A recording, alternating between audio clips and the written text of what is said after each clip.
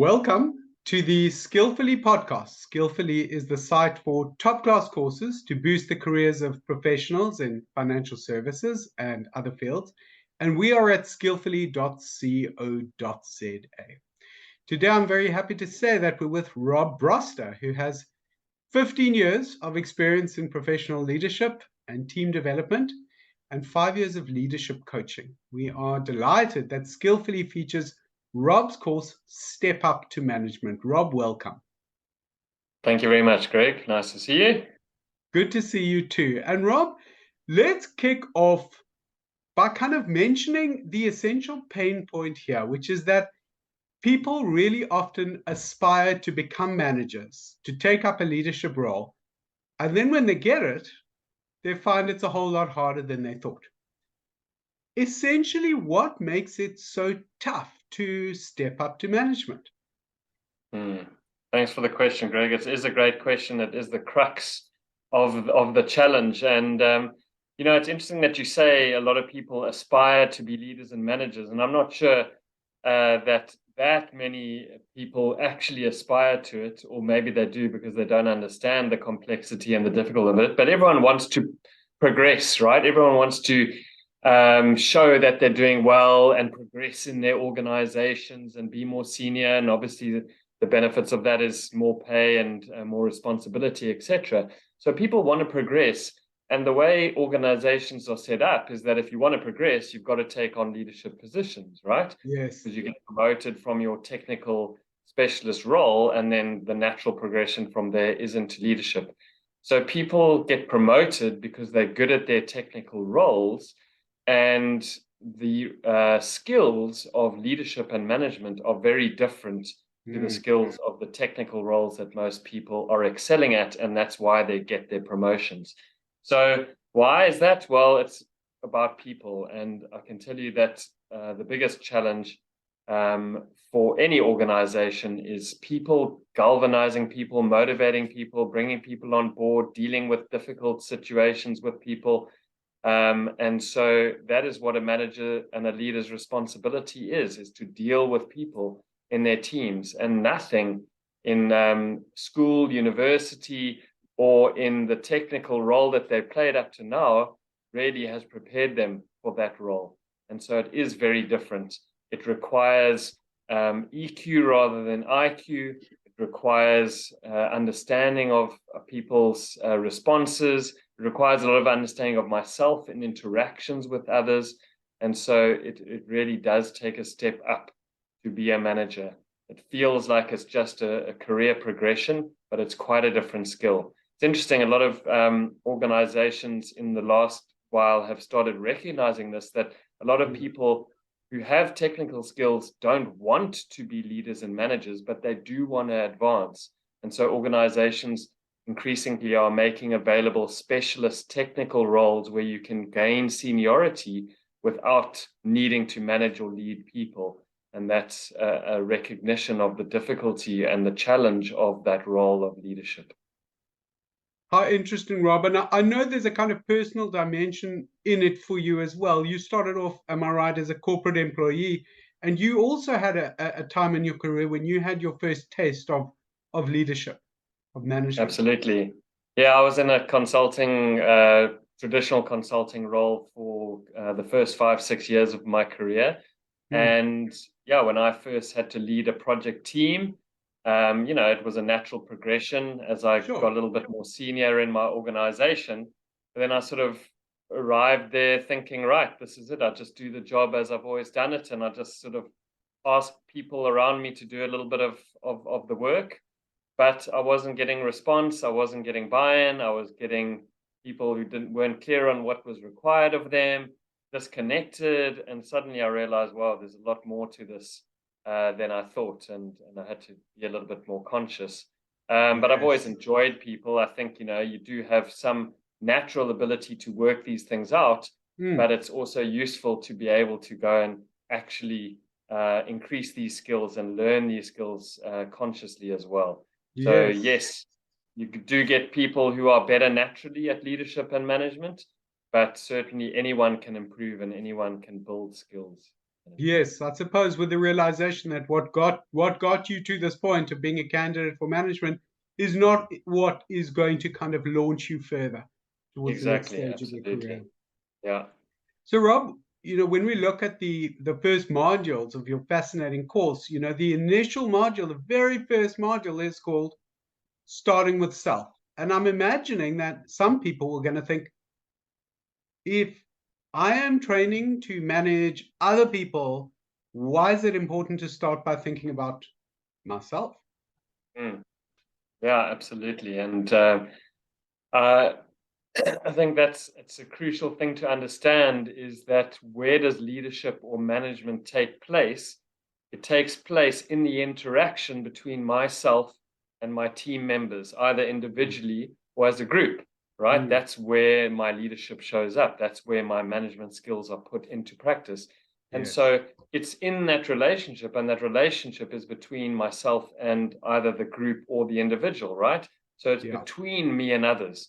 So leadership and management is not only about them, it's about me and them and the interrelationship between us.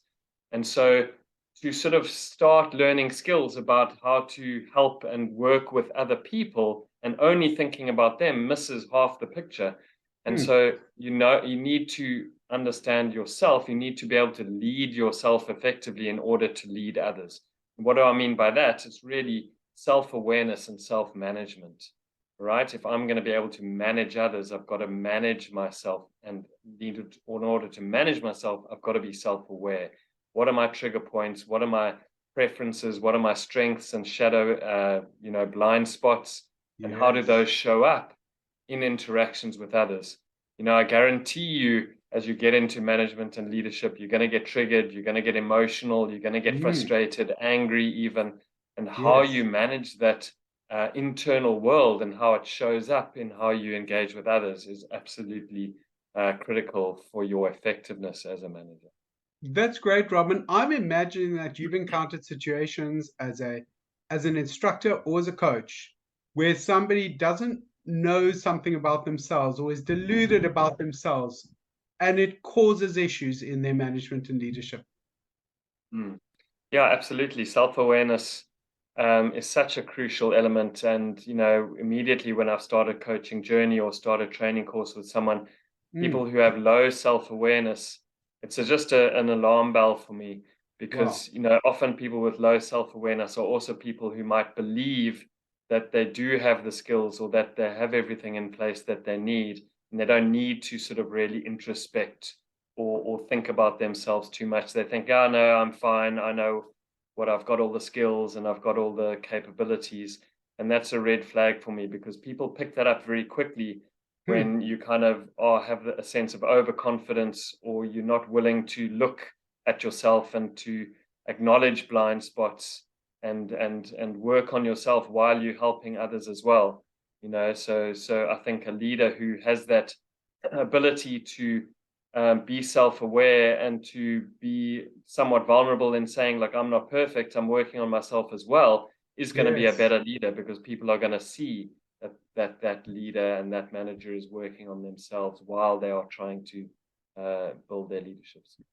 Yes, and I know that accepting vulnerability, accepting that you're a work in progress, is something that management thinkers are very conscious of nowadays, and that it is a danger kind of mark when somebody is just comes in with total confidence. That confidence is not the same as competence. Absolutely. Yeah. Absolutely. Yeah. Rob, your approach clearly draws substantially from current theory in management and leadership, including exciting things like being aware of the neuroscience of leadership.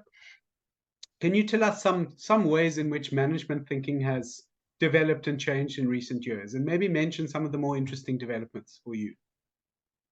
Yeah, I think I'm someone, so I studied business science and I was Hmm. then in traditional um, uh, management consulting, as I mentioned earlier. Yeah. And after a little while in that field, I started getting more interested in the people side of business and started working in that. So I didn't study HR, I didn't study organizational psychology.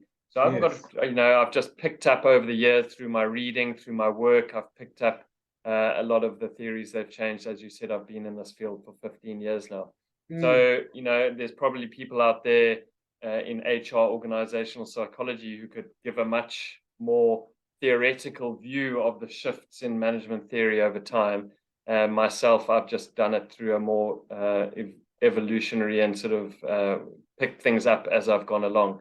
But mm, for me, you know, what's clear is that sort of 30, 40 years ago was the big shift away from the command and control style of management to starting to think about my people as people and understanding their psychology and understanding their emotional world and what's going on inside of them and wanting the best for them. So that shift really happened. The concept of emotional intelligence really only emerged in the 80s. And mm. so before that, it was like IQ and kind of, you got to do your job, and we've got to put in all these structures and processes to help you do your job because you're a clever human being. But the evolution then was to write more human-centered management and leadership at that point. And Yes. that's really been built on over that time. I mean, over those last 30 years or so. You talked about neuroscience, and what neuroscience has done Yeah. is it allowed us to see into the brain and what's actually going on in a human's brain in live time Wow. through the scanning and those Okay. kinds of techniques that they can do today. And what that's done is given some insight into what's actually going on. But interestingly, it hasn't revolutionized the theories that were already emerging, right? What they've Mm, done is given science and data to back them up. But the concepts um, that were starting to become prevalent around how to treat people and how to get the best out of people didn't completely change. They were just, okay, now we've got science to show how the brain reacts under pressure and stress versus under safer circumstances, etc. mm. And so, yeah, it's interesting to watch the buzzwords and the new concepts that emerge. For example, employee engagement was sort of 10, 15 years ago, psychological safety in the last sort of decade. Now, in the most recent years, there's talk about quiet quitting, which is, these things, you get the buzzwords and the latest theories, but they're really premised on the same fundamentals.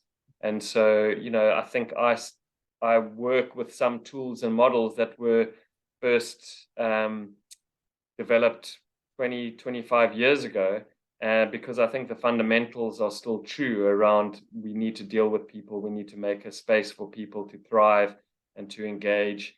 Of course, there's some more recent thinking in there as well, but there's the human-centered management approach, which has been evolving and getting more and more prevalent over the last 15, 20 years, as I said. And that's really where my program is based.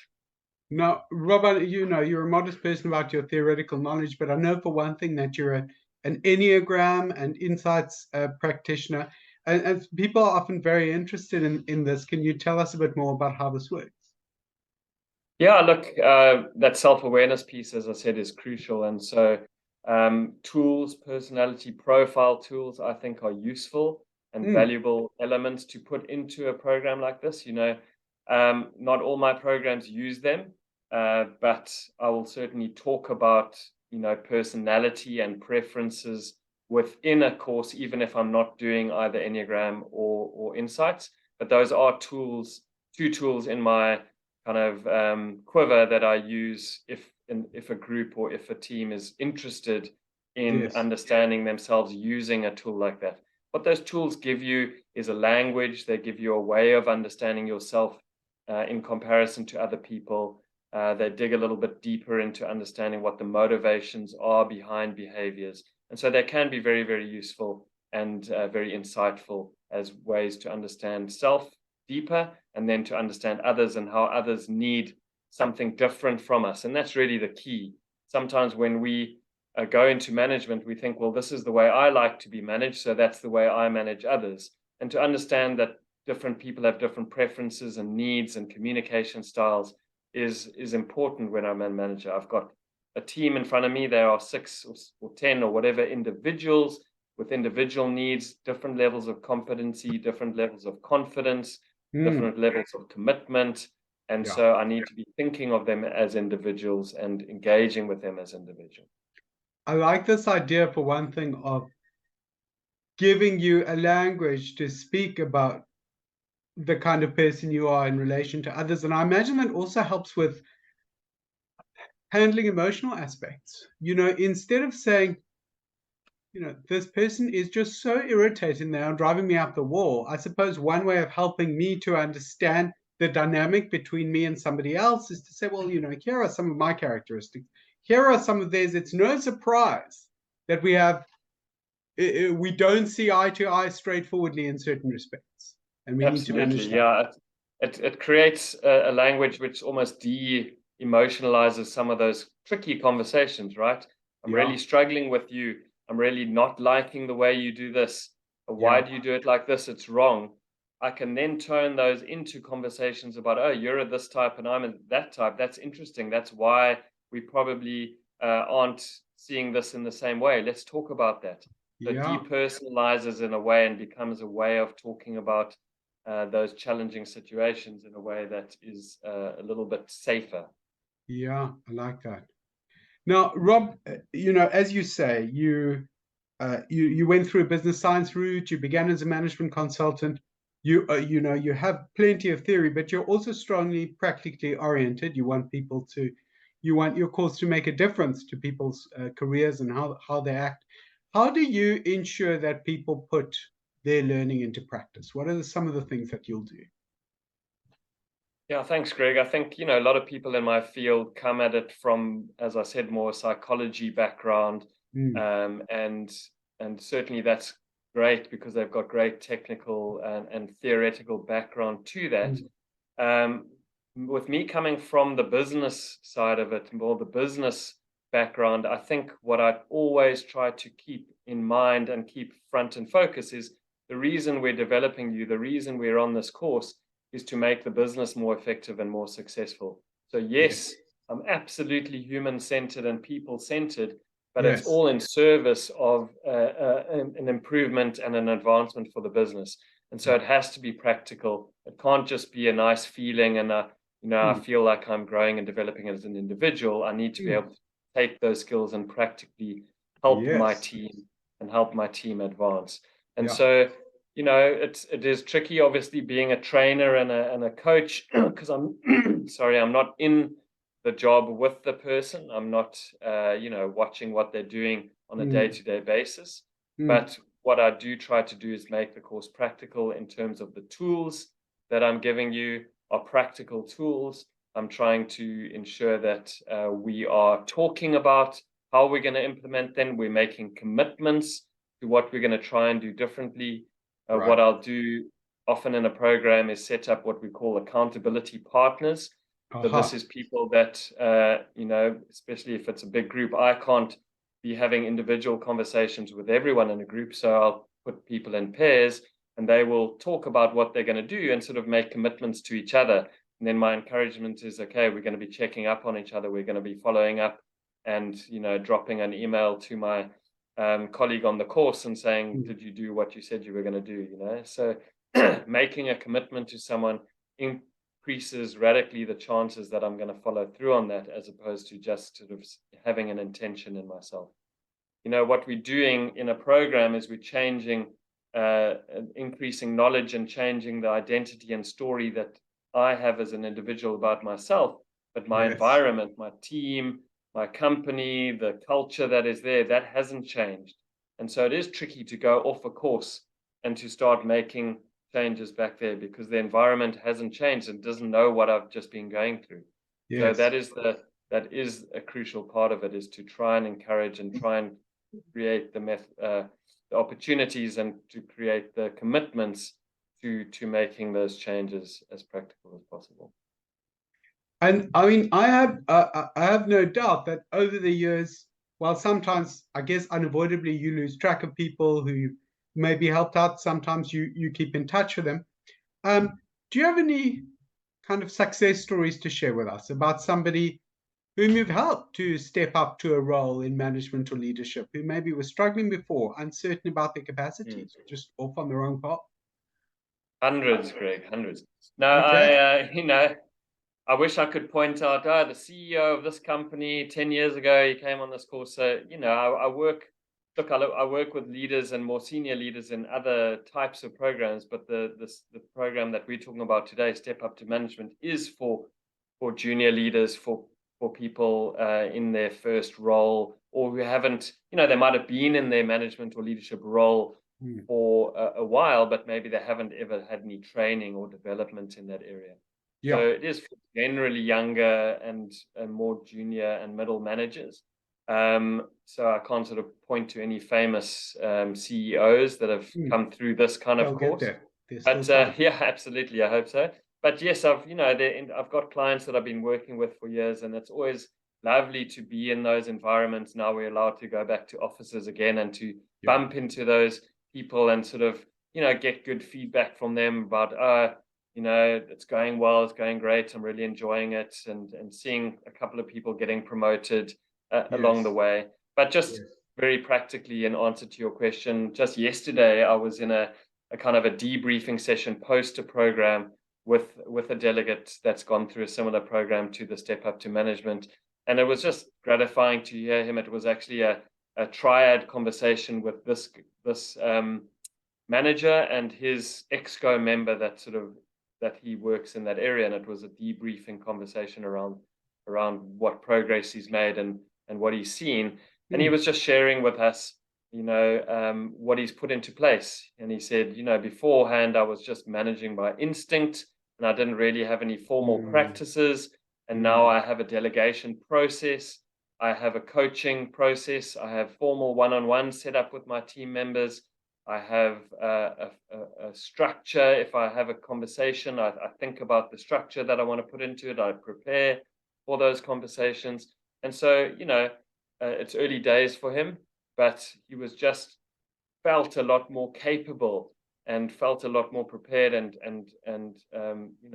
tooled up, as it were, in his management role, as opposed to before when he was just going with it and doing it instinctually. So that was gratifying to hear, because that's really what I want. I want you to have a toolbox.